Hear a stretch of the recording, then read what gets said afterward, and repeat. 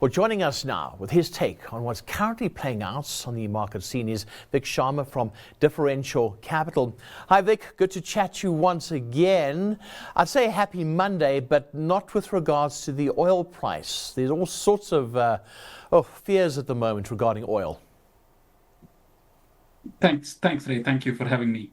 And clearly, I think it's market climbing the wall of worry, right? You normally tend to think of these wars as, this will be over in 4 days. And I'll just rewind back to what happened in Russia, Ukraine. We thought that war would be done, I don't know, in 20 days, 5 days, whatever is your estimate. And guess what? It's still going on. So we don't have any visibility.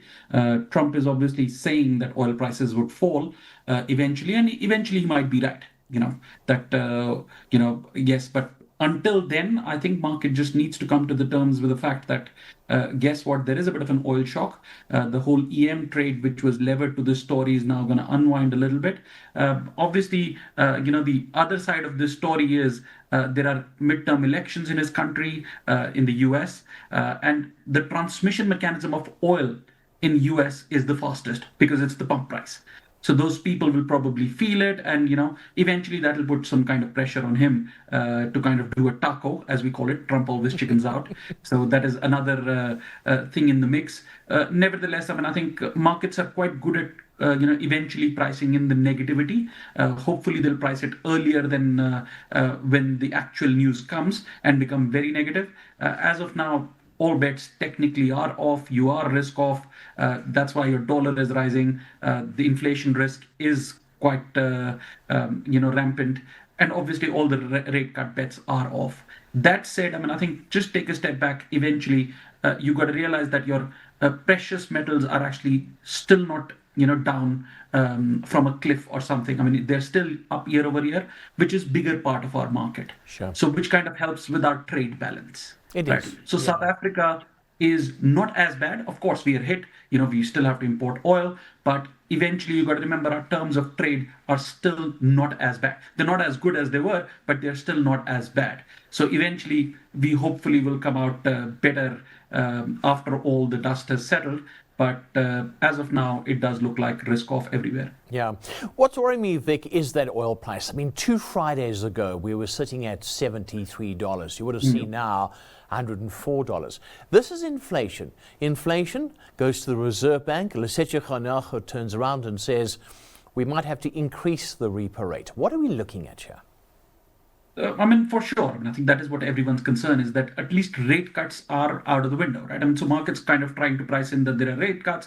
Those are out. Are we at a juncture where can we actually expect rate hikes, right? I think, and that's what everyone's worry is right now. I think the under recovery that people are talking about in oil or petroleum products, your normal diesel and petrol is around 4 to 7 rand. That is a shock in itself. Would it push the inflation above that target of 4%? I think just doing some calculations from $65, what Lesetja Kganyago indicated that we could actually sustain a shock of 45% higher oil prices with 17 rand, right? Okay. So let's call it. If this sustains for a while and we reach 17, eventually the talk of rate hikes will come through, because then we might breach that top end of 4%, which is on our inflation. As of now, I think the $1 million question still remains how long this will be, and there will be enough speculation. But rest assured, there are no rate cuts that will happen potentially. Good. Well, that's good news. I think a lot of people with bonds who have borrowed money are breathing a bit of a sigh of relief. Just don't increase them. Let's take a look at what's been happening today. Santam's results. That's a lovely dividend. It definitely is, I think, in kind of thinking of how or where they are coming from. Everyone's, let's call it, experience with regards to claims for the last 1 or 2 years has been very good, right? So there haven't been any, let's call it, big incidents of hail or any kind of external damage. And in a short-term insurance, that kind of plays to their advantage, which speaks to the fact that, their underwriting margins up as well. So yes, the business is growing quite well. They are obviously helped by this whole trend of that, your claims are not as good. Right, there hasn't been a great event, and that kind of for a forward-thinking guy creates all that let's call it uncertainty again. Okay, if they are lower now, at some point in time these cyclical things will be higher, Sure. right? Nevertheless, I mean, I think credit to them in terms of what they've done. There is a dividend that is there. They've got the tailwinds. I think markets will be worried about when those tailwinds actually start to turn into headwinds. Not an oil issue, more kind of an issue on its own or for its own industry. Yeah. All right, AVI, there was for half-year results out as well. What are your thoughts? I think solid executors. I mean, I think that is what comes to mind. I mean, those guys have got an ROE of close to about 39-40%.